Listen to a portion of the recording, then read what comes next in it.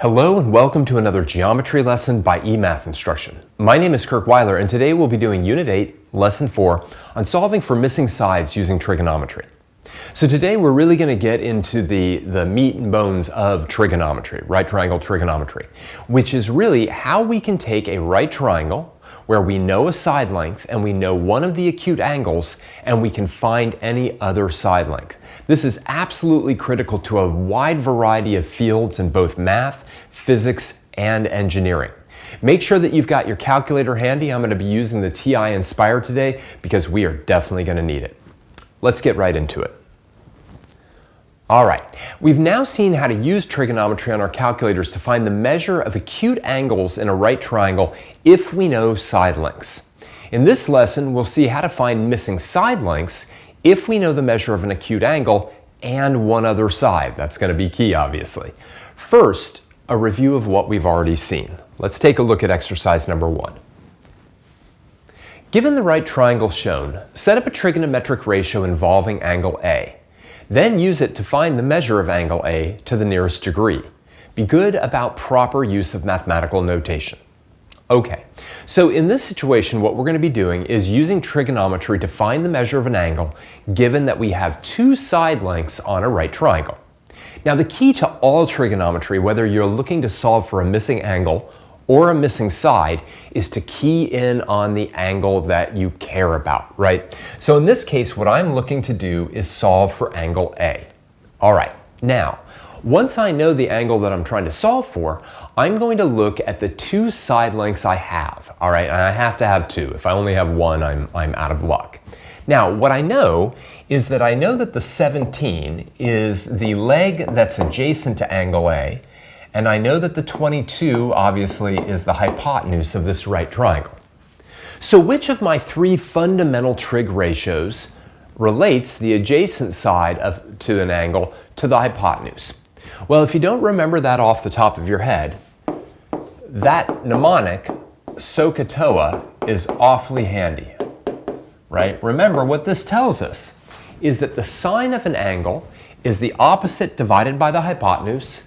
The cosine of the angle is the adjacent side divided by the hypotenuse, and the tangent of an angle is the opposite side divided by the adjacent side. So, since I know the adjacent side and the hypotenuse, the correct trig ratio to use in this case is the cosine ratio. And that's got to be my first step in every trigonometry problem, identifying what is the proper ratio.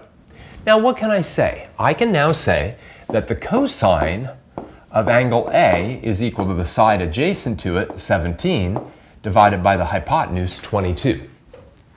Okay, but how do I find the measure of angle A? This is where I bring in what are known as the inverse trig functions, all right? They are literally a function which goes in the reverse of the cosine, sine, and tangent functions. It will give you the angle if you know the ratio. Now notice I said be good about proper use of mathematical notation here. A lot of students I've seen in my experience will now just put equals and the answer. But that's weird because the answer is going to be something like, 32 degrees or something like that. And I promise you this, right? No matter what the fraction 17/22 is, it's not equal to 32 degrees. Whatever it is, that's not what it's equal to. So don't say that. What I do want to say at this point is that A, the angle I care about, is going to be the inverse cosine of 17 divided by 22. All right, this is how you should phrase it. Never write this down and then put down the angle. All right, I cannot emphasize that enough. It's absolutely horrible. You never want to do that. Equality does not mean give me the answer. Equality means that this thing and this thing are identical. And whatever 17/22 is, it's not equal to an angle. I mean, it could be equal to an angle, but it would be an angle less than 1, and that is certainly not what we're looking for. All right, but now it's calculator work. So what I'm going to do is I'm going to bring out my TI Inspire, and I'm actually going to bail out of my program just for a second here because I really want you to be able to see this on the big screen, all right? So what I want, right, is I want the inverse cosine of 17/22.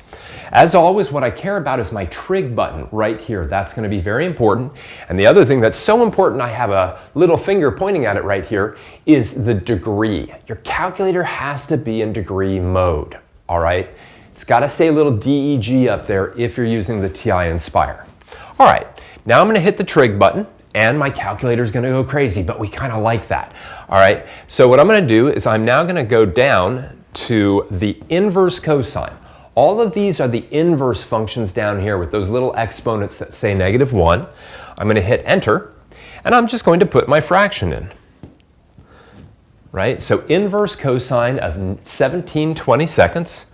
I hit enter, and my angle is 39.4 etc. degrees. I think this problem asked us to give the answer to the nearest degree, in which case it's going to be 39 degrees.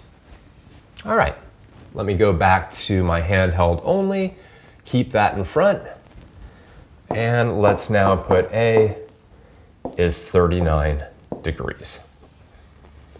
All right. Let me go back into my full screen so that we can see it a little bit better, and we'll move our calculator out of the way. And there we have it, right? Very, very simple to solve for a missing angle in a right triangle if you have two of the three sides. Simply relate the angle to a particular trig ratio and the sides that you have, then use the inverse trig function that's appropriate to find the angle itself. But that's not the thrust of what we're doing today. Today what we want to do is find the missing side lengths. Before we do that though, we want to review a little bit of algebra. If we have two side lengths of a right triangle, we can determine the measure of either of the acute angles by using the appropriate inverse trigonometric function. That is a mouthful. We will now see if that we have one side length and one acute angle measure, we can find the other side length. But first we're going to do this algebra review. And you'll see why we did this in just a moment, but let's take a look at exercise 2, which seems to have absolutely nothing to do with trigonometry. For each of the following equations, solve for the value of x. Show each of your steps. Okay, these are simple fractional equations, right? And I want to do letter A, x over 6 equals 5. Now, I realize that with many, I'll write that a little bit bigger, with many of our sort of fractional equations, right, we like to cross multiply. And there's nothing strictly wrong about that. But look, this is a one-step equation. This is an equation you could have solved back in 6th grade, right? If I have x divided by 6 is equal to 5, then obviously I'm going to solve for x by multiplying both sides by 6. Right? Very, very simple. So I get x equals 30. All right. Easy peasy, right? No problem, because if x is being divided by a number and it's equal to another number, you just multiply by whatever is dividing x. Now in letter B, we have a slightly more challenging situation because instead of having x divided by a number, we have a number divided by x, okay? And that does take a little bit more work. In a situation like this, most of the time, students will feel more comfortable by cross-multiplying, right? Giving me 3 times x is equal to 1 times 18, which is just 18. And now we divide both sides by 3 to get x equals 6.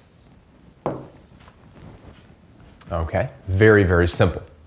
Now, the only two types of equations that we're going to have to deal with when we solve for sides, missing sides of right triangles, are ones that more or less look like this. I threw a couple in here that are more challenging, I think, because they don't involve numbers anymore. They involve these sort of missing constants. All right, but they have exactly the same steps as what we have here. So I'd like you to pause the video now and see if you can solve both letter C and letter C, apparently. That should be letter D. But I want you to solve both of these things for the variable x.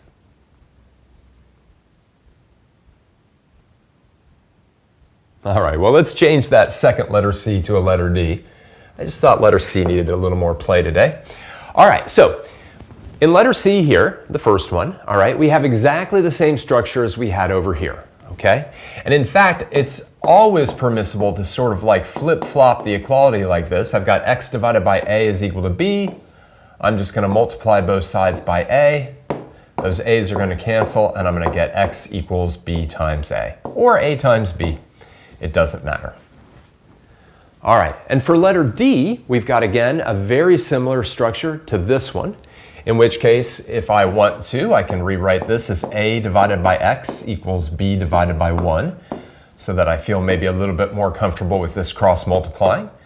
I get b times x is equal to a times 1, which is just a, and then x is just equal to a divided by b. Now again, I claim that if you can solve equations like this, solving for missing sides of a right triangle will be one of the easiest things you do in this course. In fact, let's see how easy next. Solving for a missing side. As long as we can set up a trigonometric ratio and can solve relatively simple algebraic equations like the ones we just saw, we can find the lengths of missing sides of a right triangle. Let's take a look at how that's done in exercise number 3.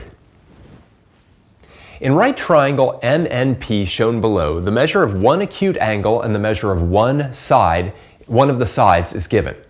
In each of the following, set up a trigonometric ratio and solve it to find the lengths of the other two sides. Round each answer to the nearest tenth. Show the work that leads to your answers. All right, so in letter A, what we're going to do is find the length of segment MP. All right, that's this one right here, right? Now, just like in exercise 1, the real key here is going to be to look at the angle that I know. All right, I know that that angle is 36 degrees, and now I want to look at the two sides that I care about. The one that I know, which is the 28, and the one that I don't know, which is MP, right? Now MP is opposite of the angle I know. 28 is adjacent to the angle I know. So if I think about my SOHCAHTOA mnemonic, right? Sine equals opposite over hypotenuse, cosine is adjacent over hypotenuse, and tangent is opposite over adjacent, then what I see here is that I should be using the tangent ratio. And what I can write down is that whatever side MP is, the tangent of 36 degrees is equal to MP divided by 28. Right? Now think about how similar this is to the equations that we just saw, right? When we had something like x divided by 6 is equal to 5, right? Here I have MP divided by 28 is equal to the tangent of 36. Now this might look a little bit scary or something, but whatever the tangent of 36 degrees is, it's just kind of a decimal. It's a number. You know, I could take my calculator out right now and figure out what that number is, but I'm going to leave it right like this. Okay, because all I have to do now to figure out what MP is multiply both sides by 28. So MP is going to be 28 times the tangent of 36 degrees, and now it's all just calculator, right? I can bring my TI Inspire out. I can type in 28 times trig, go over to tangent. Now we're using the normal tangent, not the inverse tangent, so 28 times the tangent of 36, and that is 20.3. And let me get rid of that. All right, nice and simple, right? Just grab our angle, look at the side that we know, the side that we want, set up a trigonometric ratio that involves those two and the angle that we know, and then use that ratio to solve for the side length we don't know. All right, let's take a look at part B. Now I'm going to erase all of this just so that I can redo that whole opposite adjacent business.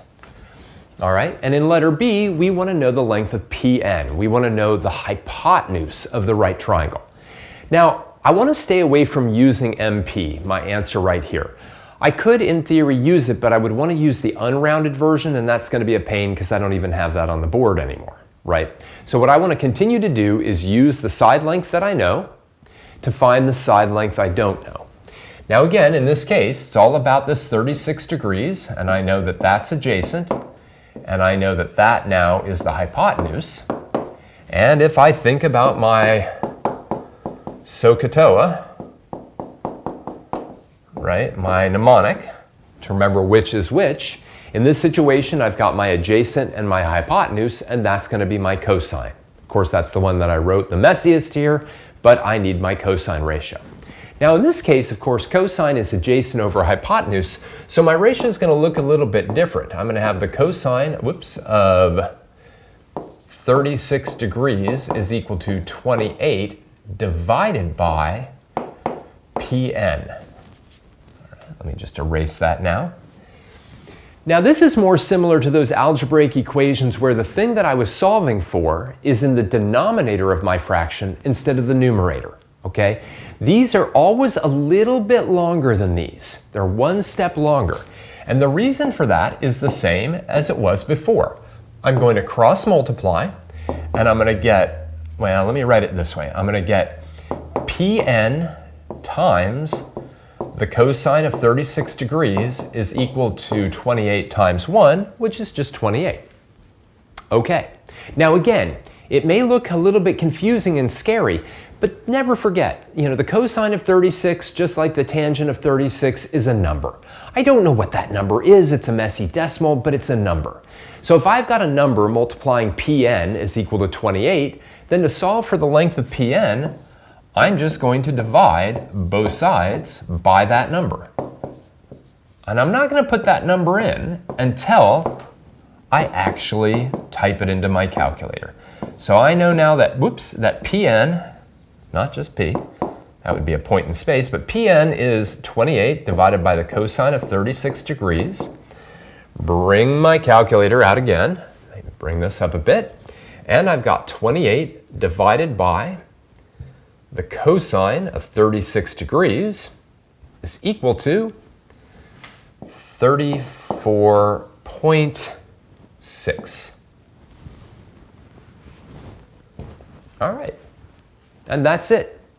If you can do what we just did in A and B, then you can solve for any side length of a right triangle given that you've got one side length and one of the two acute angles. Any one of them. It doesn't actually get any more difficult than this.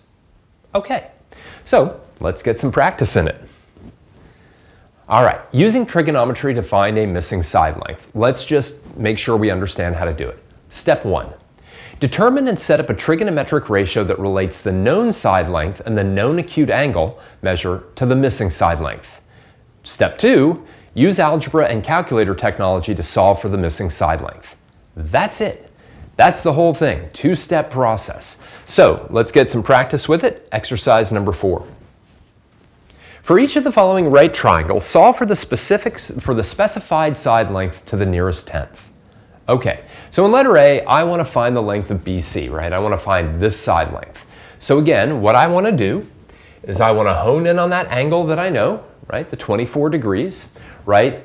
The side length I know, the 18, and the side length I don't know, the BC. Let's do this one again together, and then we'll have you do letter B on your own. So in this situation, right, I know the hypotenuse, and the side that I'm looking for is the adjacent side, and so I need to use the cosine ratio.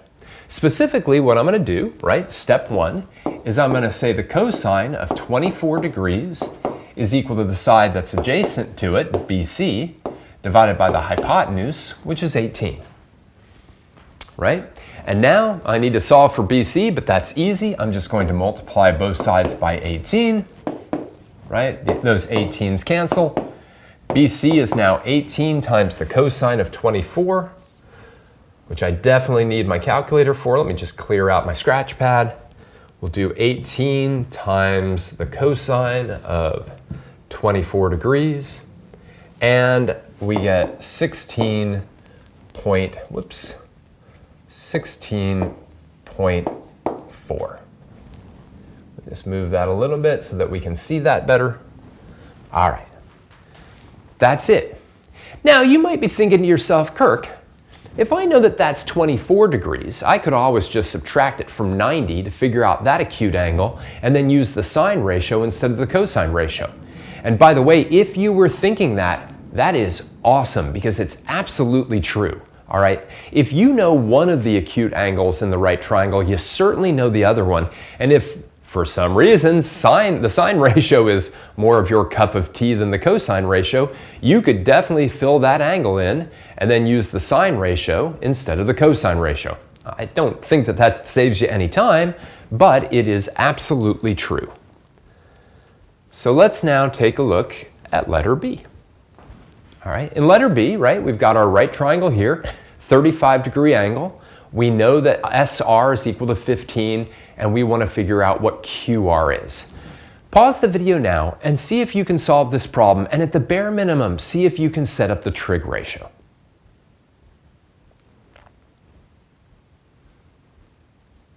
All right, well, again, the 35 is what's important.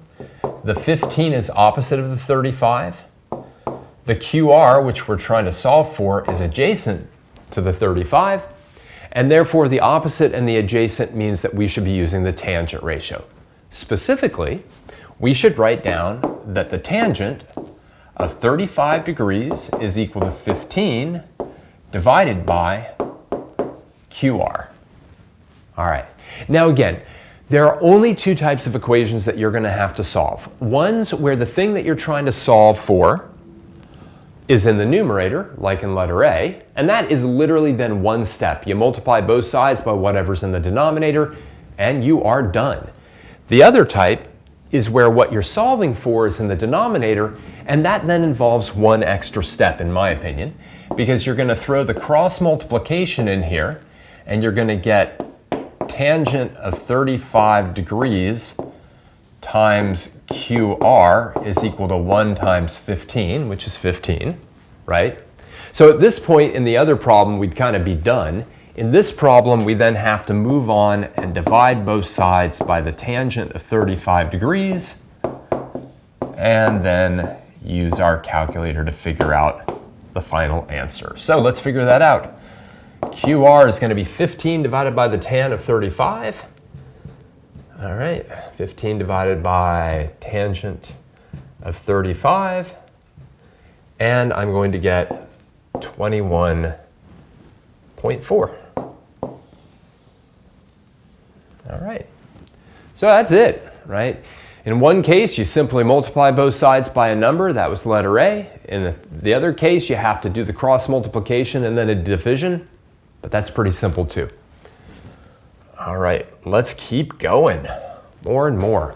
All right, now, we don't always have a nice, convenient picture. Sometimes we have to produce them for ourselves, and we have to pay very close attention to the information given to us. So let's take a look at exercise number 5. In right triangle PQR, angle Q is a right angle. The measure of angle R is 48 degrees, and PQ is 11. Which of the following expressions correctly calculates the length of PR?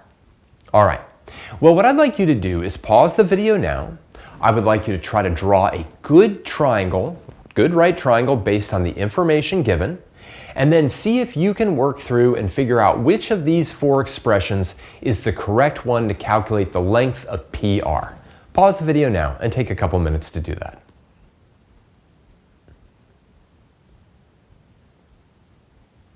All right, here we go. I do not have to make this particularly to scale, right? All I need to do is make sure I get my right angle correct, right? Q is the right angle. Then I can put my P and my R wherever I want. 48 degrees has got to be up here, and PQ has got to be 11. I want to know the length of PR, right? My hypotenuse. So what I've got is I've got my side opposite, right? And I've got my hypotenuse.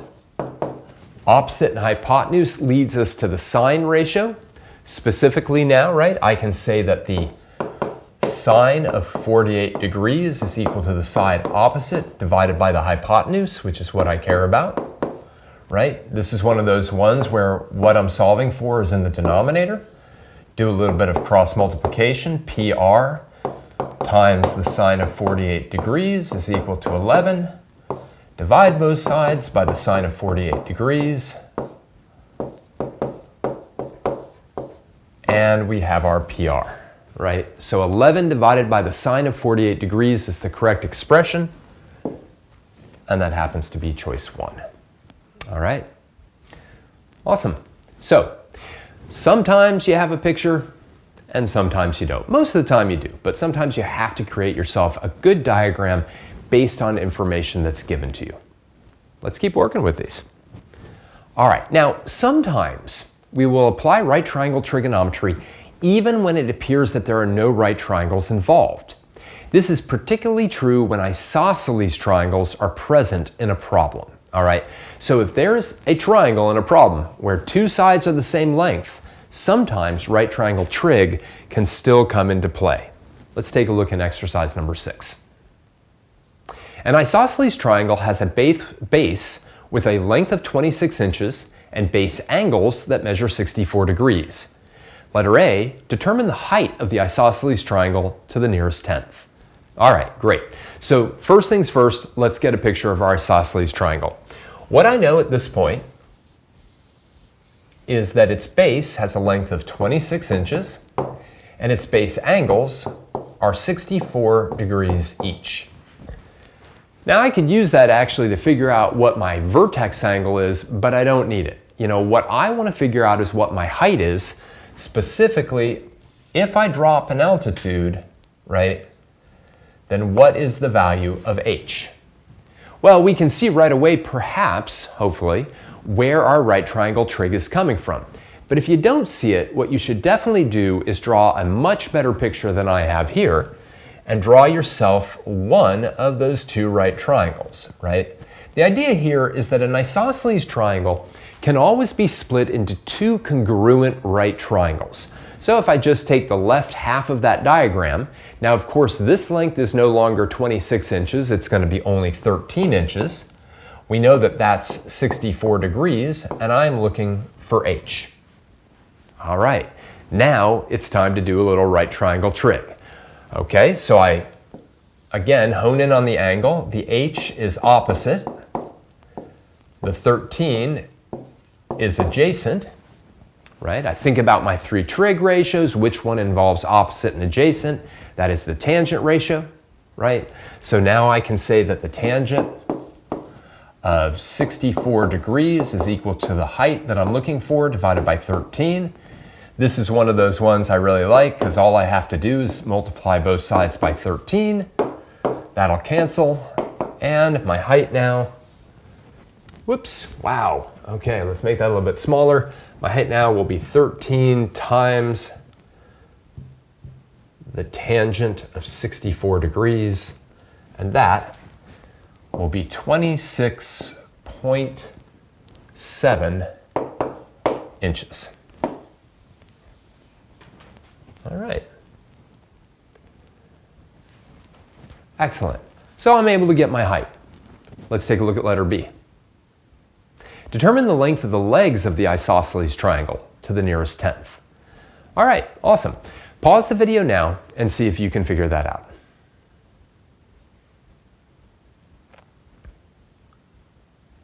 Now I always give you the harder ones, right? So let's just bring this down right here. Again, let's have our right triangle. This is 64 degrees, this is 13, and now I want the length of a leg, so I'll call that L, right? Those are our legs. Now in this case, again, the 13 is the adjacent, the L is the hypotenuse. So I think about my three trig ratios, which one involves adjacent and hypotenuse. You're probably getting tired of that discussion. That's the cosine ratio. I can now say that the cosine, whoops, let's try that again. The cosine of 64 degrees is equal to my adjacent side divided by my hypotenuse, which is what I'm looking for. One of those ones where what I'm trying to solve for is in the denominator, so I'm going to get L times the cosine of 64 degrees is equal to 13. Divide both sides by the cosine of 64 degrees. And L will be whatever that division gives us. 13 divided by the cosine of 64 gives me a length of a leg of, ooh, that's 29.7 inches. And that's it. This is the most common scenario when right triangle trig gets applied And yet, at the beginning, we don't have any right triangles, all right? So, in other words, if you have an isosceles triangle, and you know either the vertex angle or the base angles, and you know one side of the isosceles triangle, you can then figure out other sides by splitting the isosceles triangle into two congruent right triangles using an altitude, right? And then applying right triangle trigonometry. All right, let's wrap this lesson up. Now, it's hard to overstate the importance of this lesson, all right? It is amazing if you go into some technical field, especially something like engineering or physics, and you work with what are known as vectors, all right? It is amazing how often you then use right triangle trigonometry to figure out components of those vectors, which are amazingly important. But it's not just here. All right, right triangle trigonometry comes up in all sorts of different applied problems, and we'll start seeing that in the next lesson when we start solving some of those. The key to using right triangle trigonometry to solve for missing sides we went over repeatedly today, but it basically boils down to taking a look at the angle that you know, relating it to the side that you know and the side that you want, and then using some basic simple algebra to finish it off. We'll get a lot of practice on that on the next lesson. For now, I just want to thank you for joining me for another geometry lesson by eMath Instruction. My name is Kirk Weiler, and until I see you again, keep thinking and keep solving problems.